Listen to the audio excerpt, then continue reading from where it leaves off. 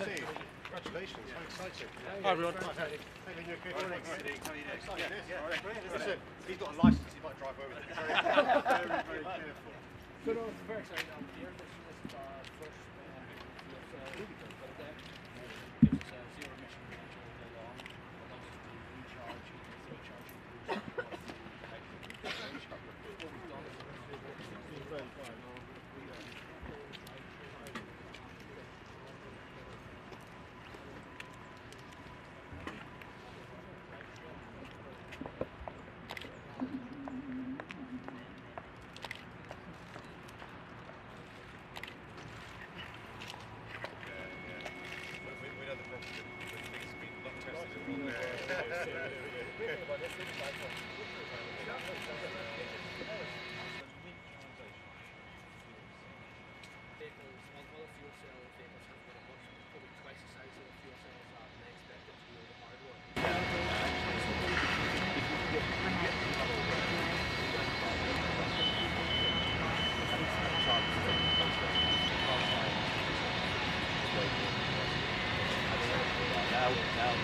you can see the tanks in here, 5 tanks. We're running at 350 power. We don't have the same density of hydrogen inside them, but it means that again it's another cost saving because we don't have to protect against that tank pressure. Are they already single electric hybrid? Yeah. And what we've done is we've actually put in a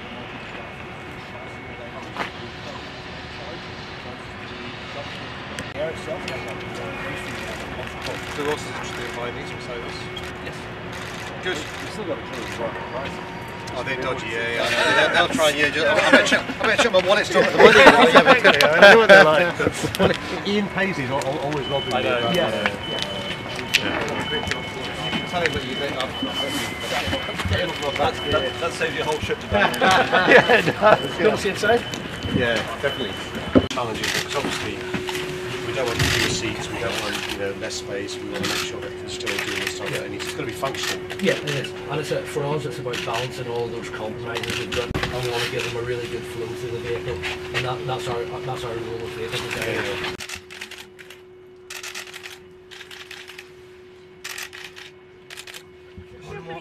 That's successful. I'll come get one. Thanks. Thank you. How's it going? You haven't shot Butler, don't you? No. I'm more likely. You're as excited as I am. This is big news.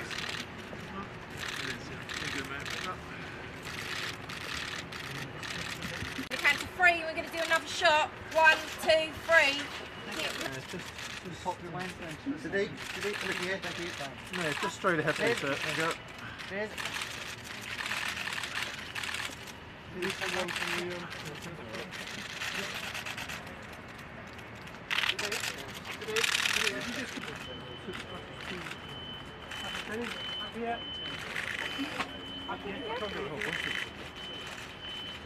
I'm really excited that the world's first hydrogen-powered double-decker bus is behind me now. This is great news because look, the bad news is the air in London is a killer. 9,400 people died last year because of poor quality air. It makes you sick. And the UK Supreme Court has held that it's in breach of the Air Quality Directive, so it's illegal. And these zero-emission buses are the future.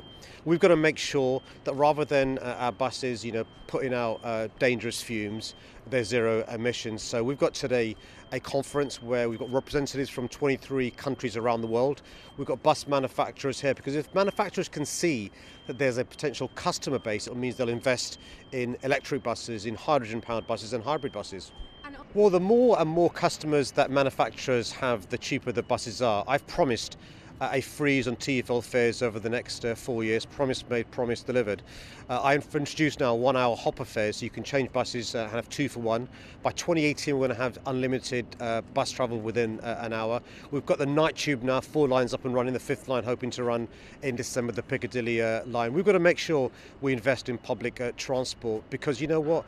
London's population is growing. At the moment it's 8.6 million, it's going to be 9 million by 2020, 10 million by 2030. We've got to make it easier for people to get around London, walking, cycling and cheaper public transport as well. Morning everyone. Thanks, Gunjan. Welcome to London. We sorted out the hot weather just for you. And welcome to the International Zero Emission Bus Conference and Summit here at City Hall. Today we'll be hearing a lot about double-decker buses, a form of transport I've always enjoyed riding on. Now, I'm going to tell you a secret. I'm not sure if many of you know this, but my father was a bus driver. But I'm also a fan of double-decker buses because I use a bus as part of my journey to work every day of the week. And you know, you can see today outside City Hall at the back the world's first hydrogen-powered double-decker bus. It's a new Wright bus, and it's just behind. And I'm hoping it's going to be there all day, but I'm hoping it'll still be there when you pop out at lunchtime, because we have very enthusiastic parking attendants in London. And I'm hoping it's not being towed away. So assuming it hasn't been towed away, please do go outside and have a look at the world's first hydrogen-powered double-decker bus. And it's a huge privilege to be here and to have 23 countries represented at this event. And you know what they say? You wait ages for one international representative to come along, and then 23 come at the same time. Despite the Brexit vote, I believe the EU will remain a powerful ally when it comes to helping cities like London adopt zero-emission buses. And I also want to pay tribute to the C40 Cities Climate Leadership Group. In my view, the C40 is now more important than it ever has been, and I'm delighted that my good friend Mayor Anne Hidalgo will now take on her role going forward. You know, by 2030, around 60% of the world's population will live in cities. Just think about that. In London, the bus is a vital component of our sustainable transport strategy. Indeed, it's the workhorse of our public transport system. We wouldn't function as a city without them. More than half of all journeys in our city are taken by bus. And the big red double-decker bus stands alongside the iconic black cab and London tube map as globally recognised symbols of our city. So I'm delighted today to be able to confirm that during 2020, London's entire bus fleet will meet the ultra-low emission zone standard. This means at a minimum, all our buses will meet the latest Euro 6 emission standard.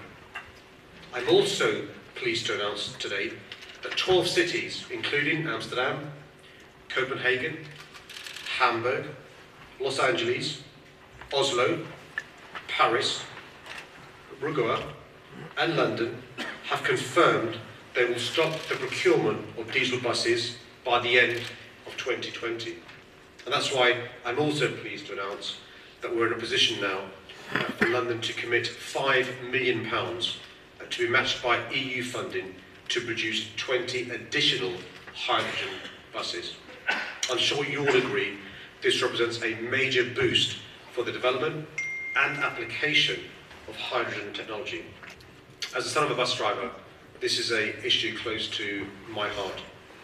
But this is also important to me as the mayor of the, I say this with humility and respect, the greatest city in the world, where, unfortunately, the air is a killer.